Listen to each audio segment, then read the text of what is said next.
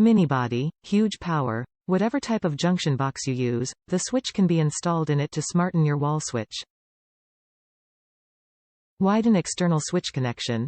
Work with different type of external switches to control your devices, like the SPDT light switch. Use widely, work safely. Work with more brands, accredited by the Zigbee Alliance that ensure a powerful compatibility for more hubs supported. Security in both use and privacy. The shell is fireproof and flame-retardant shell that improve the fire safety when ZBMINI works with your devices. CE and FCC certified. The Zigbee 3.0 protocol with AES 128 encryption keeps your device data secure and unreadable by prying eyes. Zigbee 3.0 protocol, one-tap pairing.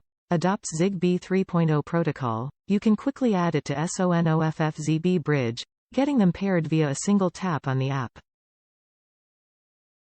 Top reviews from the United States. Small and full-function Zigbee Smart Switch. This thing is tiny enough to fit inside a normal switch box with lots of room to spare. It paired instantly to my Home Assistant Zigbee integration, and joined the mesh of other Zigbee devices from several different manufacturers. One nice feature is a pair of terminals that you can hook a manual switch to.